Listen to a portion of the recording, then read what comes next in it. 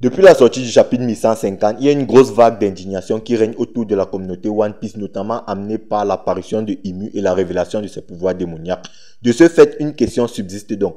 Est-ce encore le One Piece qu'on a connu depuis le début? Moi, je dirais que je ne vois pas trop ce qui a changé par rapport au début, étant donné que One Piece a toujours été un manga de pirates. De ce fait, l'ennemi des pirates, c'est la marine, donc par extension, le gouvernement mondial. D'ailleurs, Roger, le roi des pirates qui a lancé la grande aide de la piraterie, a été assassiné ou en tout cas a été tué par le gouvernement mondial. Du coup, avec ça, on comprend que les batailles entre pirates ne sont que des déviations, des quêtes parallèles vis-à-vis de la quête principale qui est de défaire le gouvernement mondial. Parce qu'en vrai de vrai, les mecs, la majorité des arcs de One Piece, ce sont les arcs dans lesquels le gouvernement mondial devait être défait. Et très généralement, c'est lorsque les arcs impactent directement le gouvernement mondial que ça fait avancer l'œuvre. Il existe très peu d'arcs dont les conflits d'intérêts entre pirates ont fait avancer l'œuvre. Je peux entre autres citer l'arc de Onigashima, où on a eu la chute de Big Mom et Kaido. Là, ça a fait directement avancer l'œuvre parce qu'on avait deux Yonko qui étaient défaits. Du coup, il fallait en nommer deux autres. Parce que des arcs comme Arlong Park, Skypiea, en vrai de vrai, ou encore l'île des hommes poissons, ça ne fait pas forcément avancer l'œuvre. Et du coup, beaucoup trouvent ces arcs-là assez médiocres, justement parce que ça ne fait pas avancer l'œuvre.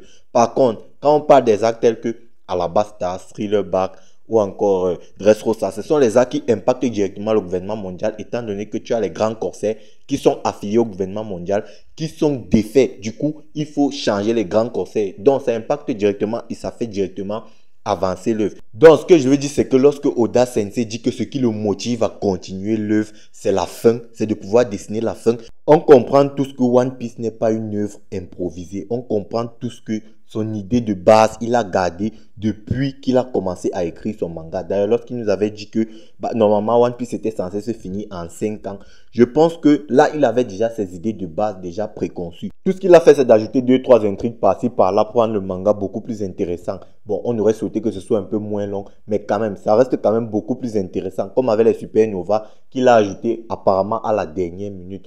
Donc, je pense que de base, Oda a déjà ses idées préconçues, prédéfinies. Seulement, il a ajouté 2-3 petites intrigues parce que je ne pense pas que le but de l'armée révolutionnaire que Dragon a créé, c'est de combattre les pirates. Non.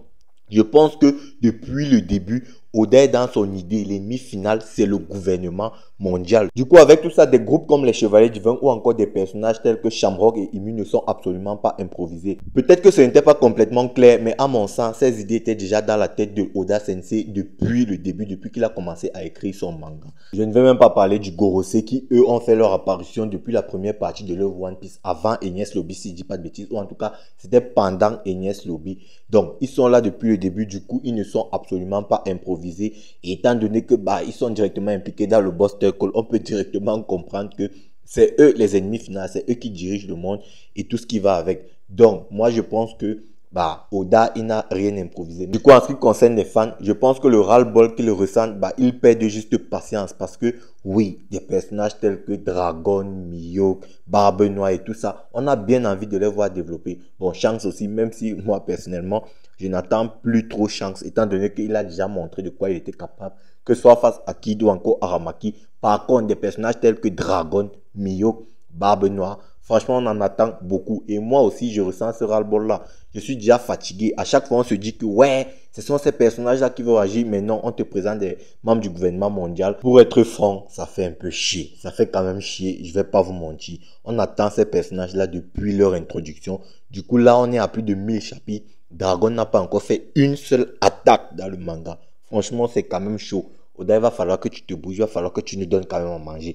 Même si là, avec l'intrigue sur Imu, ce n'est pas forcément désagréable, mais on en a un peu marre. On veut voir nos personnages favoris développer.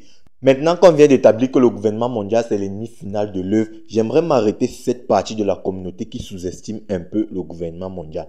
Les mecs, là on est en train de vous parler de l'ennemi final. Et lorsque j'entends des gens me dire que lorsque Shanks et son équipage ont débarqué sur Marineford, si le combat avait continué, Shanks et son équipage auraient gagné. Franchement les mecs, j'espère que quand vous dites ça, vous ne considérez pas que les Shichibukai se battent à 100%, que les Shichibukai soient concernés, que Garp, Sengoku et le reste là soient aussi complètement concernés. Parce que si c'est le cas, je peux vous assurer que l'équipage de Shanks se serait fait laver et ils auraient été capturés. Parce que durant la bataille de Marineford, tu as des personnages tels que Mihawk, Garp et Sengoku qui ne se sont pas battus. Tu as Tsuru qui aussi était spectateur. Donc du coup, Lorsque Shanks est arrivé, si on essaie de faire des match-up, dès que tu prends Shanks et Mio, que tu isoles, il te reste quoi chez les pirates comme combattants?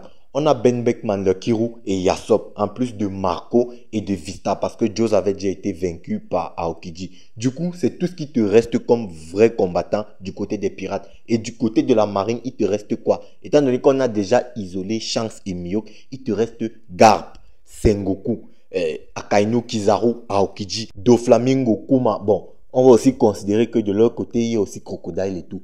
Franchement, les mecs, quand on a déjà vu Akainu qui était prêt à se faire tout le reste des commandants de Barbe Blanche, franchement, l'équipage de Shanks se serait fait laver et capturer. Si encore ils avaient débarqué au même moment que l'équipage de Barbe Blanche, peut-être qu'en ce moment, ils auraient une chance, même si j'en doute. Et je vois déjà venir parce que je sais qu'il y a des gens qui vont me dire que, ouais, ils se seraient fait laver malgré le fait que Garp a dit que avec Rayleigh, il ne pouvait pas gérer deux légendes. Bon, les gars, franchement, arrêtez de lire One Piece comme si, arrêtez de lire les mangas comme si, je ne sais pas, vous étiez en train de lire.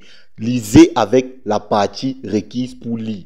Parce que quand vous dites que, lorsque Garp dit qu'il ne pouvait pas gérer deux légendes en faisant référence directement à Rayleigh et Barbe Blanche, et que selon vous, si Rayleigh avait participé à Marineford, bah, les pirates auraient gagné. Je ne sais pas si vous plaisantez, mais j'imagine que vous n'êtes pas en train de prendre Garp au mot. Parce que si vous prenez Garp au mot, bah, franchement, là, je pense qu'il va vraiment falloir songer à changer la partie du corps avec laquelle vous lisez le manga.